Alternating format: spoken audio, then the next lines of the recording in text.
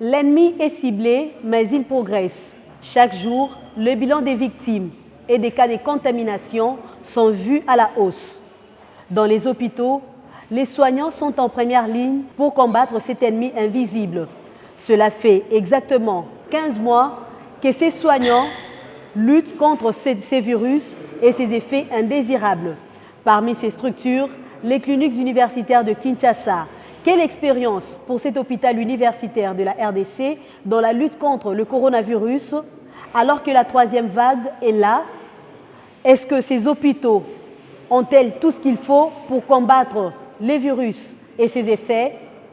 Avec moi sur ce plateau d'Instant Médical pour en parler, le professeur Jean-Robert Makulo Rissassi, médecin directeur aux cliniques universitaires de Kinshasa, et docteur Odio Osam, superviseur au centre de traitement du coronavirus installé au sein des cliniques universitaires de Kinshasa.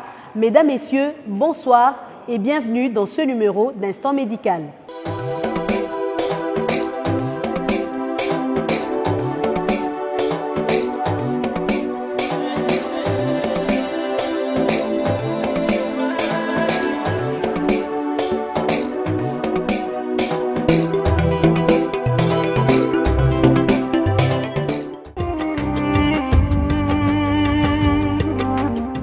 Personne n'y croyait. Pourtant, ce jour-là, la RDC bascule à son tour dans la crise sanitaire du coronavirus qui faisait déjà parler de lui dans certains pays. Le premier cas positif a été enregistré le 10 mars 2020. Pendant cette période, les images des hôpitaux de l'Occident submergeaient les esprits qui nient. Dans les rues, la peur du virus s'installe. Et de l'autre côté, les hôpitaux s'y préparent. Pour la première fois, on crée 2 unités d'urgence séparées. Tout malade qui vient à l'hôpital passe désormais par le tirage et les cas suspects sont placés en isolement en attendant les résultats. Les hôpitaux doublent leur capacité d'accueil et le secrétariat technique de la riposte s'attelle à la formation des prestataires. Dans l'entretemps, le compteur s'affole et les cas de contamination croissent. Au cœur du dispositif, les équipes médicales travaillent d'arrache-pied. La vague est là et Kinshasa reste la plus touchée. Les rumeurs, l'infodémie font obstacle à la riposte. Dans ce premier épisode, le Covid-19 est perçu comme une affaire d'argent que le gouvernement tient mordicus à avoir des bailleurs de fonds. Conséquence, les équipes de riposte sont prises à partie. Mi-août, le virus ralentit pour résurgir en mi-novembre avec le virus mutant. La deuxième vague, plus virulente que la première, était caractérisée par l'affluence des malades dans les centres de traitement Covid. Elle s'est étalée jusqu'à mars 2021. Et après une longue période d'accalmie, la troisième vague surgit avec les variants indiens et sud-africains. Cependant, la gestion de la première et la deuxième vague a permis au personnel soignant d'acquérir une expérience dans la gestion de la pandémie. Parmi ces établissements sanitaires, les cliniques universitaires de Kinshasa qui ont réussi à prendre en charge les cas les plus compliqués et sévères du SARS-CoV-2.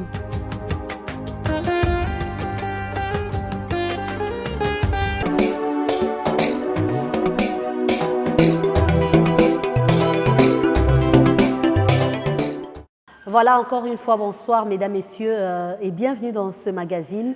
Je vous le disais tantôt, sur ce plateau, nous avons le professeur Jean-Robert Makulo. Il est médecin directeur aux cliniques universitaires de Kinshasa. Bonjour professeur. Bonjour madame.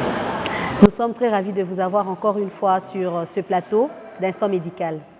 Plaisir est partagé. Merci beaucoup. Mais également, nous avons également sur ce plateau le docteur Odio Osam. Il est superviseur au centre des traitements Covid-19 au sein des cliniques universitaires de Kinshasa. Bonsoir docteur. Bonsoir madame José. Très ravi de vous avoir sur ce plateau. Le plaisir est pour moi. Merci beaucoup. D'entrée déjà, professeur Jean-Robert Makulo, les cliniques universitaires de Kinshasa figurent parmi les centres retenus pour la prise en charge Covid ici à Kinshasa. Aujourd'hui, on parle de la troisième vague. Quelle est la situation au sein de votre institution? Vous avez combien de malades en hospitalisation Est-ce qu'en réanimation, vous avez aussi des patients? C'est quoi la situation? À la date d'aujourd'hui, aux cliniques universitaires de Kinshasa, notre CTECO compte 28 patients. Des 28 patients, il y a 5 qui sont en réanimation, c'est-à-dire des cas critiques et sévères. 23 sont des cas modérés qui sont en hospitalisation simple. Mais les cas légers, les cas asymptomatiques sont suivis à domicile.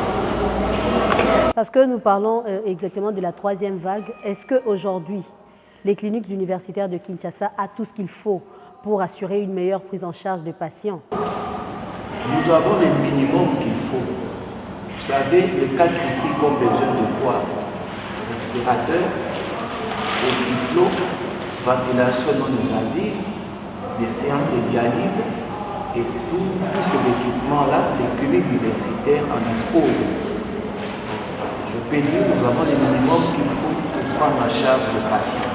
Évidemment, s'il y a une flambée, le nombre de cas augmentant, la capacité en termes de plateau technique risque d'être dépassée. Mais le minimum, on les a. Voilà, merci beaucoup. Docteur Audio, vous êtes superviseur au CTECO Cliniques universitaires de Kinshasa. La 3e vague du coronavirus est annoncée avec plus de virulence que la première et la 2e vague. Est-ce que pensez-vous que la situation pourrait échapper au contrôle? Parce qu'aujourd'hui, on parle de plus de 100 cas de contamination en 24 heures. Il y a parfois, on arrive même à 300 cas confirmés du coronavirus. Est-ce que la situation pourrait vous échapper? La situation pourrait échapper si on continue à négliger les facteurs qui ont favorisé l'éclosion de cette 3e vague, notamment le non-respect des gestes barrières, l'apparition bien évidemment des variants qui ont été propagés par les voyageurs et aussi l'afflux des malades qui est important, qui peut faire que le système soit complètement dépassé. Mais dans les jours qui vont venir, les autorités vont prendre des dispositions qui pourront tant soit peu endiguer la flambée de cas de Covid.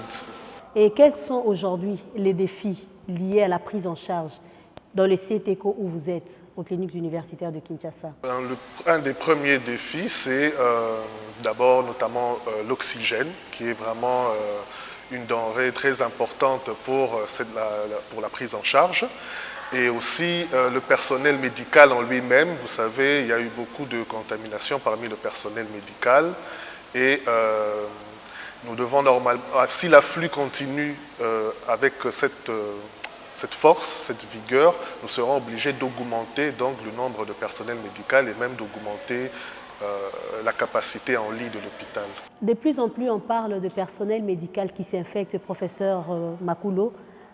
Comment ça se passe? Parce que le personnel soignant, est-ce que c'est par négligence de mesures barrières? Qu'est-ce qui se passe exactement? Bon, le non-respect des mesures barrières concerne presque toutes les couches sociales de la population. Le personnel médical n'est pas épargné par cela. Vous savez, il rentre à domicile, est-ce que ses voisins, est-ce que son entourage respecte les mesures barrières? Donc, tout cela fait qu'exposé à des cas de Covid, lui-même soit aux prises dans cette pandémie. Mais nous conseillons aux gens de se vacciner. Vous voyez, donc, lorsqu'on a lancé la campagne, le personnel soignant était parmi les personnels prioritaires pour être vacciné. Donc, nous conseillons au personnel soignant de se vacciner. C'est l'un des moyens qui permettra à cette catégorie de professionnels d'éviter de contacter la maladie. Mais justement, parce que le vaccin en soi pose un problème d'acceptation à tous les niveaux, que ce soit au niveau de médecins. Est-ce que vous, à votre niveau, en tant que responsable d'un établissement universitaire d'ailleurs, le plus grand centre universitaire que nous avons ici en RDC, est-ce que vous sensibilisez d'abord vos personnels soignants qui sont en première ligne contre cette pandémie? Nous sensibilisons le personnel et le personnel est averti. Le personnel connaît les dangers. Mais vous voyez, face à la peur, face à l'infodémie, il faut continuer à sensibiliser. Donc, disons, le personnel soignant est à risque. Le personnel soignant doit se vacciner. Évidemment, le gouvernement doit aider à diversifier les vaccins pour réduire la peur face à AstraZeneca. Même, moi j'ai été vacciné. Vous savez, sur 100 personnes qui sont infectées dans notre pays, la létalité est de 2,7%. Mais parmi les gens qui ont été vaccinés, jusque-là, 0 décès. Donc nous conseillons les gens à se vacciner. Merci beaucoup. Docteur Audio, comment s'organise la prise en charge de cette troisième vague dans les CTECO où vous êtes? Dans les cliniques universitaires, donc nous avons, premièrement, nous avons notre laboratoire qui permet de faire un dépistage très rapide et de donner un diagnostic de façon prompte, donc dans les heures, 1 heure à 2 heures qui suivent l'arrivée d'un patient. Nous avons une zone pour la consultation des cas en ambulatoire, c'est-à-dire que les patients qui ne nécessitent pas d'hospitalisation peuvent être vus en ambulatoire et retourner à la maison avec des médicaments. C'est totalement gratuit. Nous avons une zone pour les cas suspects en attente des résultats. Donc c'est une zone où le patient est admis, il reçoit les premiers soins en attendant d'avoir les résultats de son test.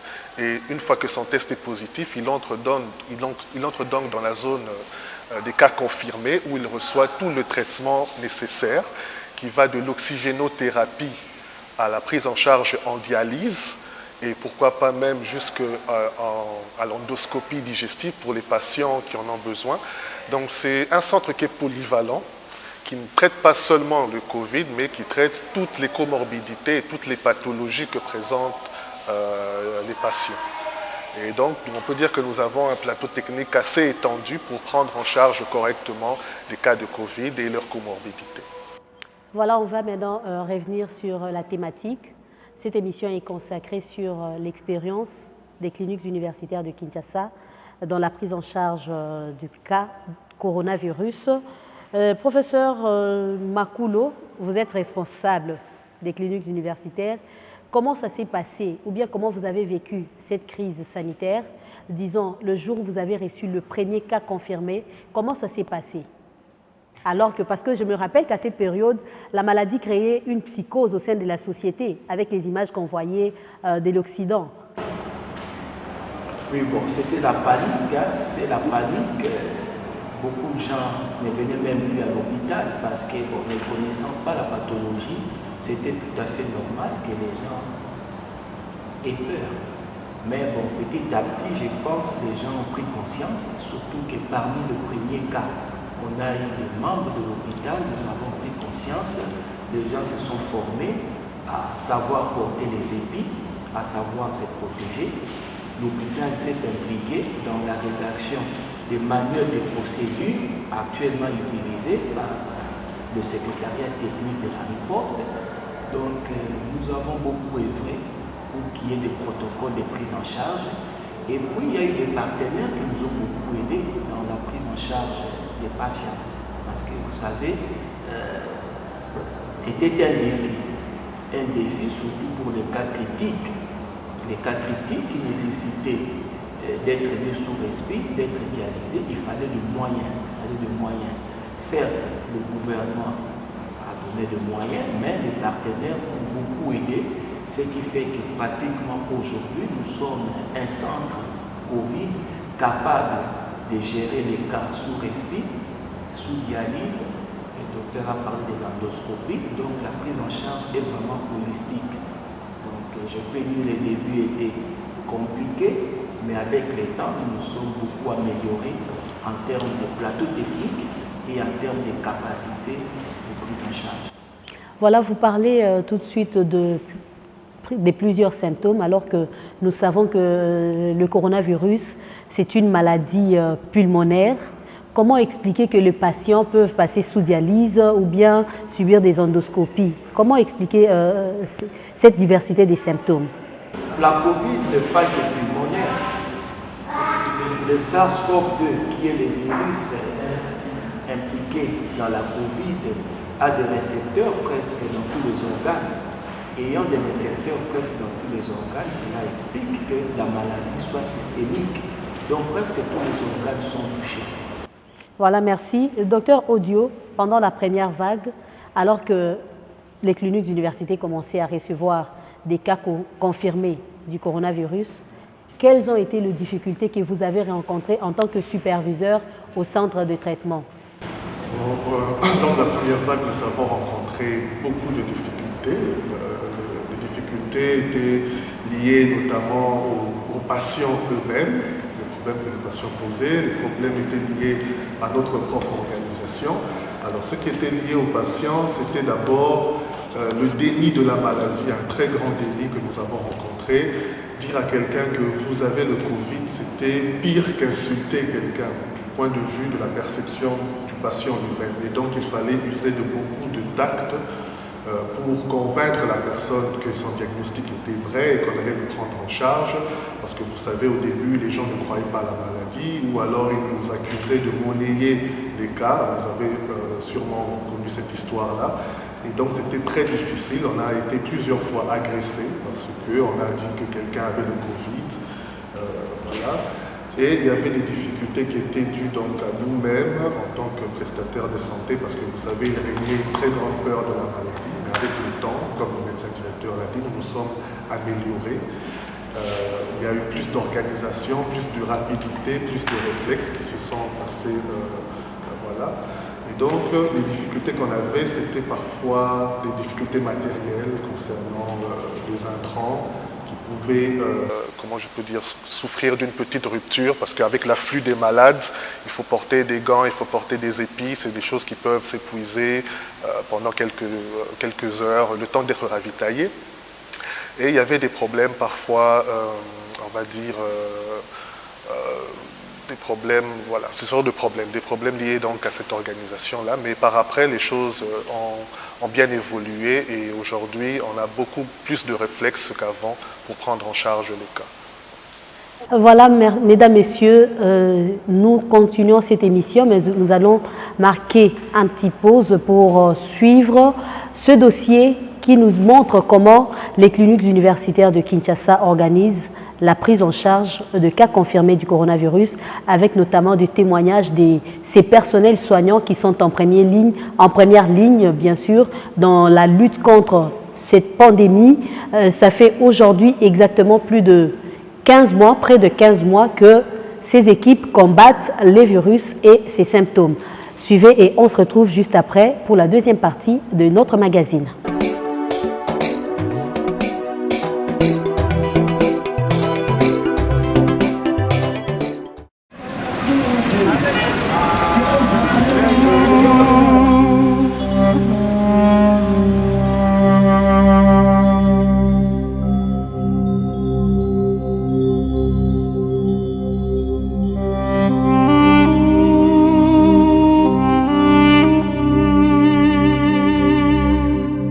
Parce que nous parlons de l'expérience des cliniques universitaires de Kinshasa dans la gestion de la pandémie du coronavirus, aujourd'hui nous sommes là aux cliniques universitaires de Kinshasa et ici nous allons aller à la rencontre de médecins mais aussi des patients qui sont tombés, des patients bien sûr du coronavirus qui sont internés ici aux cliniques universitaires de Kinshasa.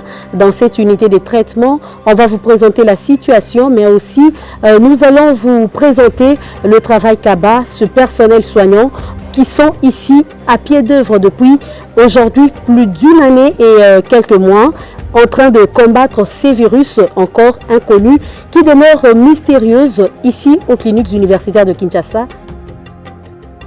L'ennemi est ciblé, mais il progresse. Chaque jour, un bilan des victimes et des cas de contamination par le coronavirus est à la hausse. Dans l'unité de traitement Covid des cliniques universitaires de Kinshasa, le taux d'occupation des lits en réanimation est préoccupant. Le plus grand hôpital universitaire de Kinshasa est équipé de 40 lits pour la prise en charge des patients Covid-19. Pour le moment, tous occupés, vu l'afflux inédit des patients. Dans cette salle de réanimation, ils sont vus placés dans un coma artificiel entre la vie et la mort. À leur chevet, une équipe s'active pour maintenir le corps en vie. Médecins, infirmiers, aides-soignants, tous sont mobilisés 24 heures sur 24. Voilà 16 mois qu'ils combattent le virus et ses ravages avec toute l'assistance matérielle, mais aussi grâce à la cohésion de l'équipe. Nous avons autour de 25 patients, avec 3 patients qui sont dans un état grave en réanimation. Et la moitié des autres patients sont modérés et une petite partie, on va dire, considérée comme Covid léger. Oui, donc nous utilisons le protocole national qui est fait de l'hydroxychloroquine ou chloroquine associée à l'azithromycine, à la vitamine C et au zinc. Pour les cas sévères, il y a le Lovenox que nous utilisons qui est un anticoagulant, il y a les antibiotiques, il y a la dexaméthasone et surtout l'oxygène. On a besoin de beaucoup de bonbonnes d'oxygène.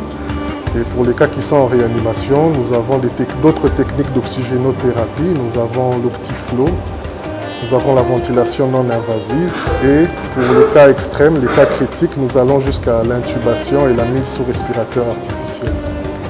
Pour les cas modérés, avec l'oxygène, avec masque à haute concentration, les antibiotiques et le dexaméthasone. Pour les cas légers, parfois ils n'ont pas besoin d'oxygène. La 3e vague est là, la maladie existe. Portez votre masque correctement, lavez-vous régulièrement les mains.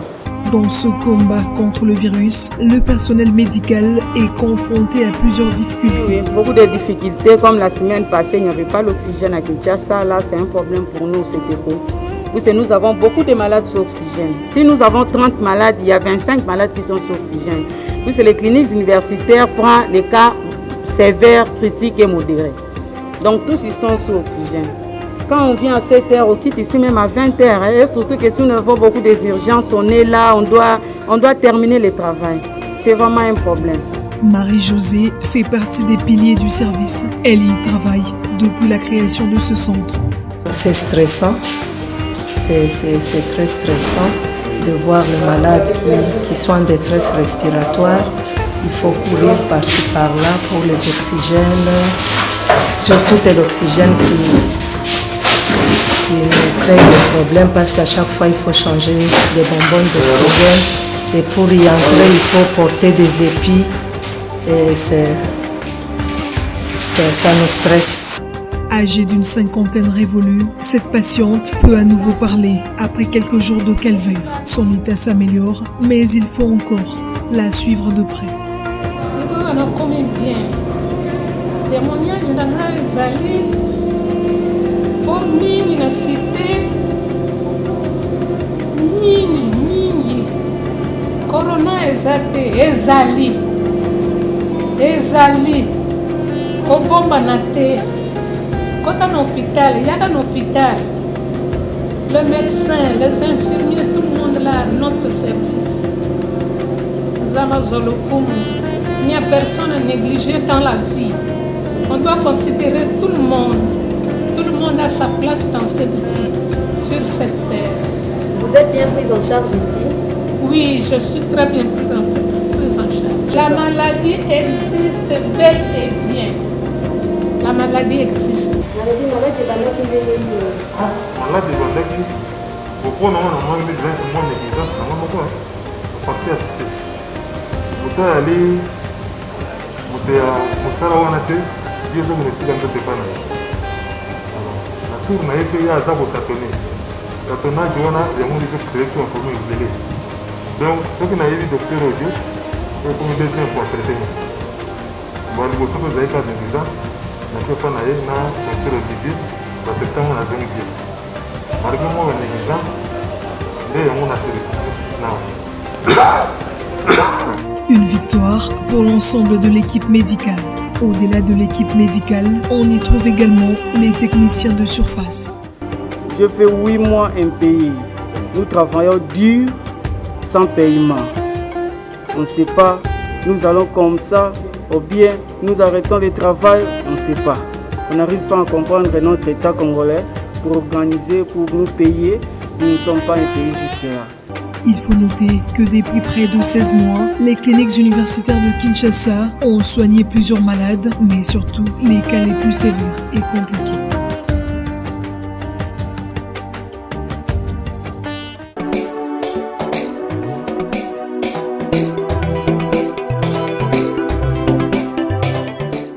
Voilà, professeur Makulo, nous venons là de suivre la prise en charge au sein des cliniques universitaires de Kinshasa. Mais une question m'étante, nous avons appris que la plupart des patients Covid ou bien des guéris de coronavirus s'en sortent avec les séquelles. Comment s'organise le suivi autour de ce cas? Bon, il y a des rendez-vous, il y a des rendez-vous en consultation de maladies infectieuses. Bon, heureusement, dans notre hôpital, on n'a pas connu un nombre aussi important des cas de séquelles. Donc, il y a une consultation qui s'est faite, je crois, chaque mardi, pour les cas qui ont fait la Covid.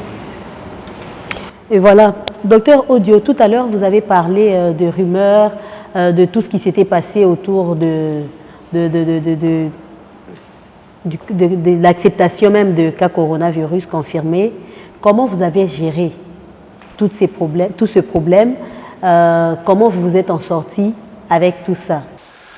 Bon, on a parlé aux patients avec beaucoup de tact. Il faut dire que nous avions une équipe de psychologues qui était chargée donc de nous épauler dans cette lourde tâche.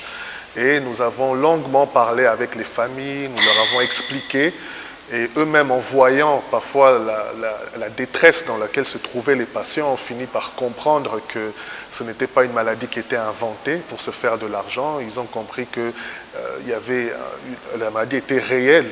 Et donc, voilà, nous nous sommes en sortis grâce donc, au tact et grâce à toutes ces équipes, tant de psychologues, de médecins, d'infirmiers, qui ont aidé à parler, à conscientiser tant soit peu les populations qui venaient se faire soigner aux cliniques universitaires. Voilà, mais aujourd'hui, professeur Makulo, la maladie est là, nous sommes d'ailleurs dans la 3e phase, mais ce doute-là qui était observé au départ persiste au sein de la population. Parce que jusqu'à aujourd'hui, malgré que vous parlez de l'afflux dans les institutions sanitaires, la population quinoise semble ne pas prendre conscience de cette réalité. Comment vous, en tant que professionnel de santé, vous pouvez vous en prendre pour sensibiliser cette population? Bon, notre rôle en tant que médecin, c'est d'abord soigner le patient. Mais nous pensons que le gouvernement doit mettre beaucoup de moyens pour sensibiliser davantage. Et ce problème d'infodémie, c'est un problème qui doit concerner en fait tout le monde. Parce que nous voyons les intellectuels, le médecin, le mouvement citoyen, parfois même des religieux qui contribuent à la propagation de fausses nouvelles, à propager la peur au sein de la population. Donc nous disons que l'effort de sensibiliser, ça ne doit pas se limiter au niveau des gouvernants.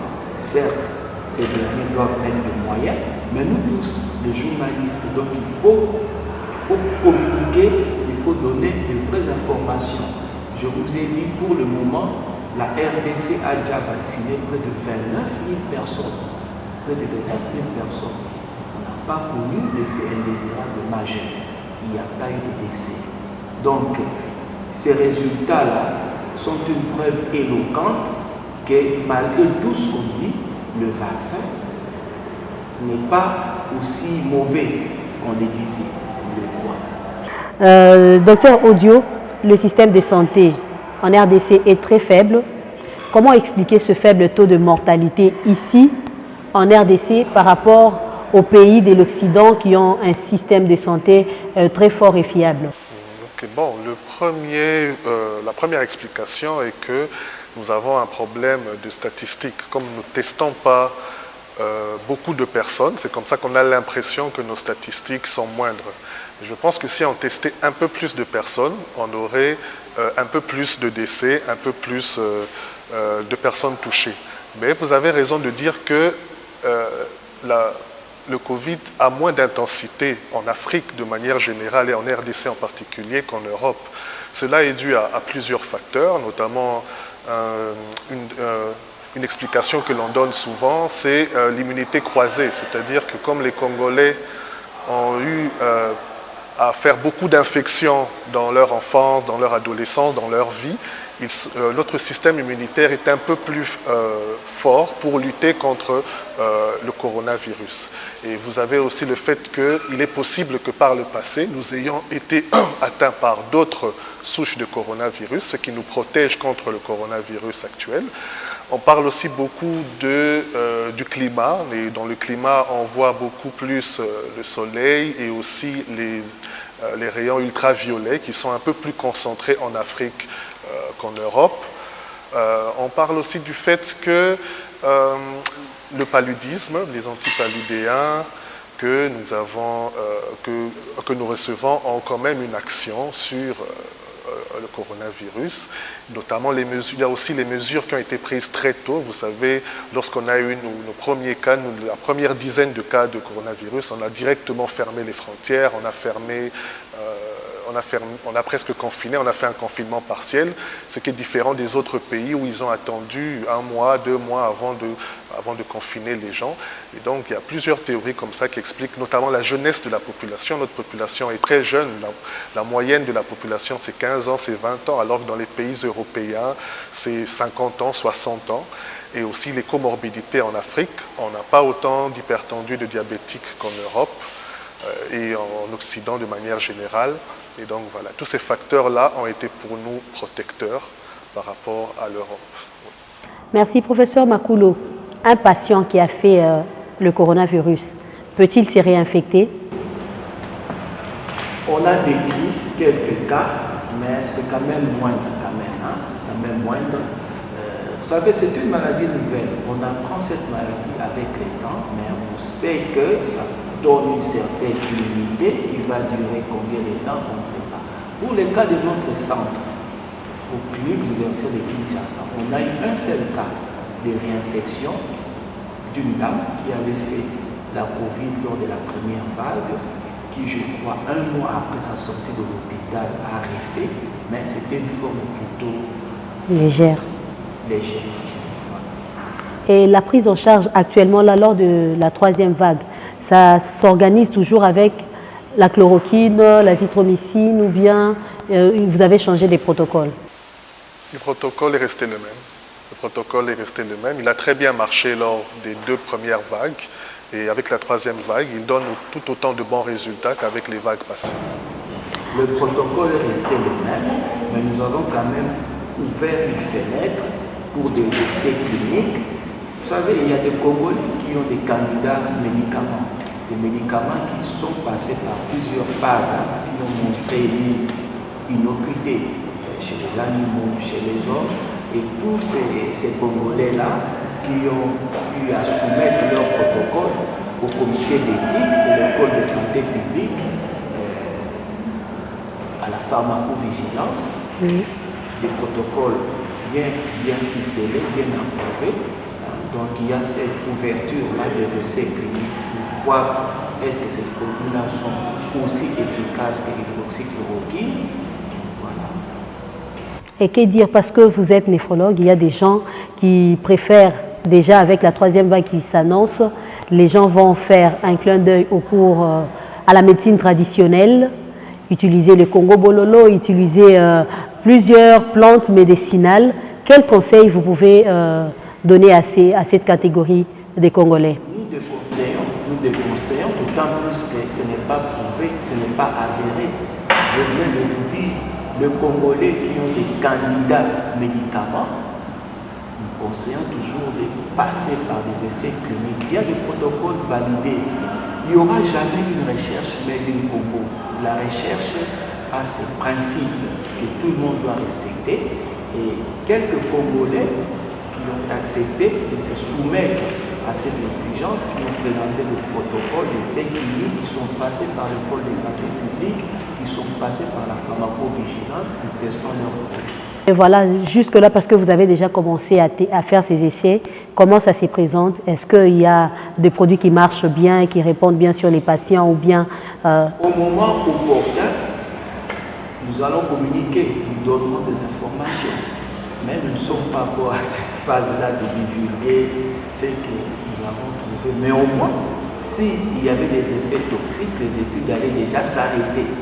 Donc, on est au moins sur une chose, il y a une inéquité. de toute manière, on ne peut pas passer à des essais cliniques sans démontrer l'innocuité lors des phases précédentes. Voilà, docteur Audio, la troisième vague est venue, mais la population maintient le relâchement de gestes barrières. En tant que superviseur du CETECO, vu l'affluence que vous avez signalée d'ailleurs ici au sein de CETECO, quel conseil donnerez-vous à cette population qui reste naïve face à l'ennemi qui est en train de progresser? Le conseil que nous donnons est que la troisième vague est réelle, la maladie est réelle, la troisième vague est très sérieuse. Toute la soirée, toute la nuit, je n'ai fait que recevoir des coups de fil parce que les gens cherchaient de la place. Il n'y avait presque pas de place dans tous les centres de traitement du coronavirus. Nous insistons sur le respect des gestes barrières, le port du masque, c'est très important. Se laver les mains régulièrement, c'est très très important. Observer la distanciation, éviter la foule, éviter les rassemblements des gens, très important. Et nous ajoutons, venez vous faire vacciner parce que le vaccin marche, il prévient les formes graves de la maladie. C'est une nouvelle arme que nous avons aujourd'hui, qu'on n'avait pas avant lors de la première et de la deuxième vague. C'est une arme que nous avons aujourd'hui pour endiguer cette troisième vague. Et il y a un autre geste barrière qui est très négligé. Lorsque vous êtes malade, venez vous faire dépister.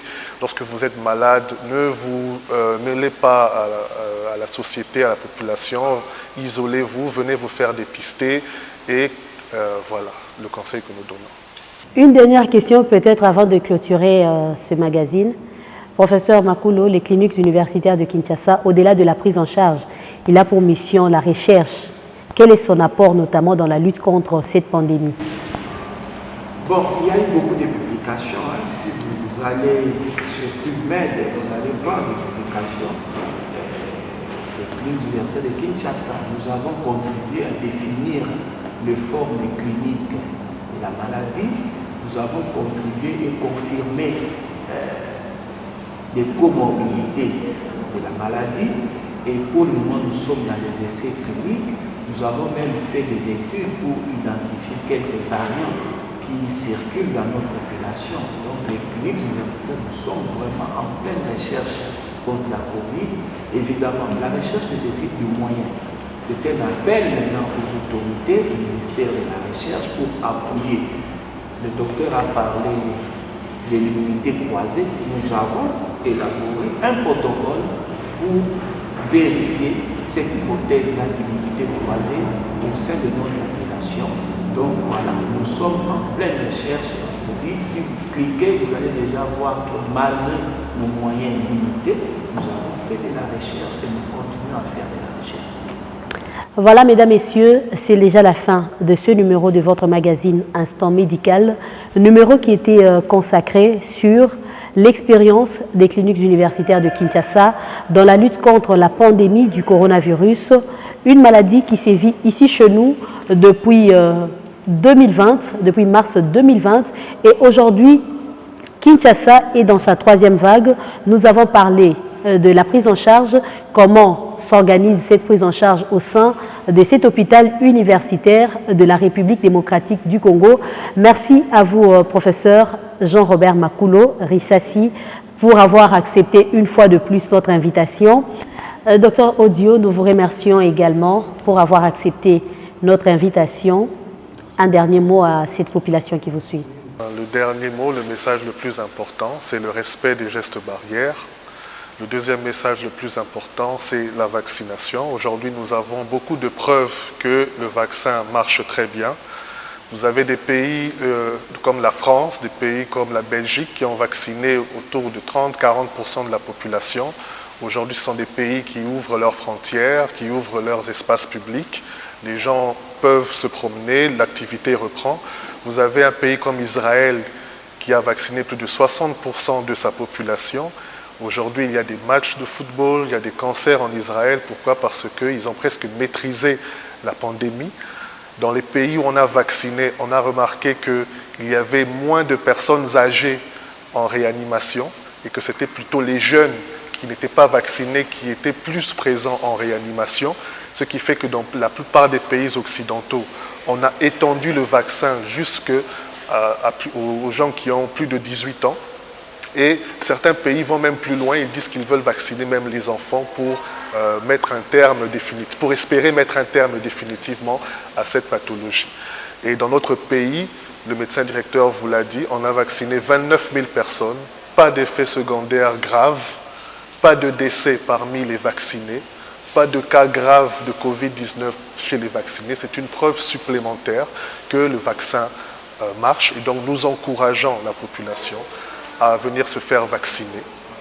Lorsque vous avez les premiers symptômes, il faut venir consulter, il faut venir vous faire dépister et s'isoler en attendant les résultats. Vous qui nous suivez de partout à travers notre chaîne de télévision, Nyota Télévision, merci à vous de l'avoir suivi et je vous retrouve le jeudi prochain à la même heure pour un nouveau numéro. Mais dans l'entretemps, retrouvez cette émission sur notre chaîne YouTube REC Record Instant Médical. Je vous retrouve la fois prochaine. Dans l'entretemps, prenez soin de votre santé tout en respectant les mesures barrières. La troisième vague est là et elle est virulente et meurtrière que les deux premières. Au revoir et à la prochaine.